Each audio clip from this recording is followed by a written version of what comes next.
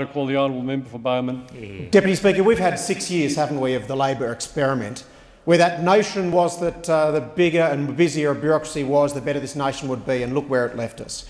I know today has been somewhat a battle between, two sides of politics talking points, but I think Australians really do get it that where we were heading was simply unsustainable, that no matter how good the party was last night, we don't quite know who was responsible, but this side of politics is going to clean up the situation. It's not easy to do, they're tough decisions, and it's quite easy to see individuals over on the Labor side of politics wandering around like roving complaints desk managers looking for anyone who's got a grievance and trying to talk it up, like the Ronin from medieval Japan, wandering around like lost samurai without a master, hoping someone's got a whinge. They never saw a special interest, they couldn't fund that lot for 6 years, but it's all come home to roost, hasn't it? Now let's be honest, in 2009, a little bit of credit, because back then good people in Treasury said in my EFO that there genuinely was the risk of a 5% drop in our GDP when they relied on trim inputs, which were overly reliant on US inputs, and of course that proved to be wrong. So the mistake was not made in 2008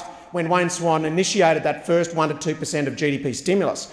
The mistake came in 2009 when that then Labor government was too embarrassed to admit that the new Treasury figures showed that there would be no recession whatsoever in Australia. But did they take the foot off the accelerator? No, and that was the crime. That was the crime, Deputy Speaker, for which we now pay the price as an Australian nation. That was the crime that we now look at a weeping sore of unpaid debt that this nation somehow has to deal with. $667 billion, articulately put by my neighbour here, an enormous amount of money for which this side has never contemplated a solution. But we will do it systematically and methodically. It won't be easy, and yes, it means tightening belts. But what I'm inspired by in my electorate is when I talk to people who say, you know what, I can see the situation we're in, you're talking to me straight, and together we'll get out of this mess. And it starts by deregulating education, to have the finest universities in the world right here. It starts by everyone who can pay a co-payment doing just that in our health system, because I know general practitioners will always bulk bill,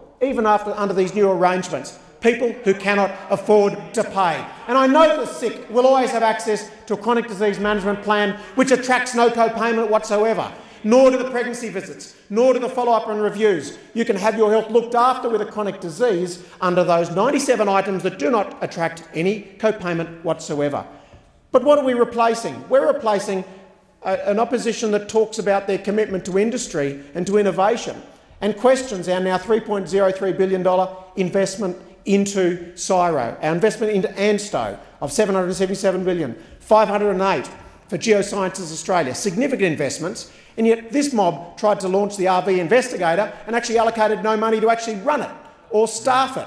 I mean, this is the ingenious kind of management by press release that Australians are so glad to see the back of.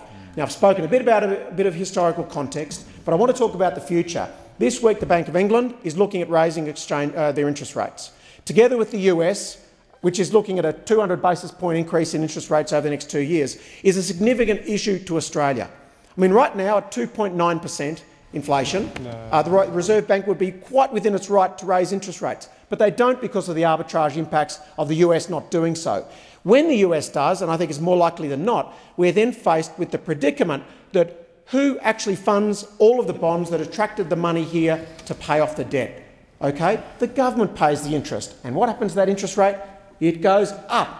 And when we start paying off that interest to foreign bondholders who expect that return on investment, you'll see an even greater challenge for paying off the debt than we already face. Of course, it was way beyond the previous Treasurer, it was way beyond the previous government, but we appreciate that this will be a significant challenge and we're the only side of politics that will ever deal with it. It reminds you a bit of the neighbour who comes over to borrow the mower, doesn't it? And the mower never comes back the same as when you gave it to them.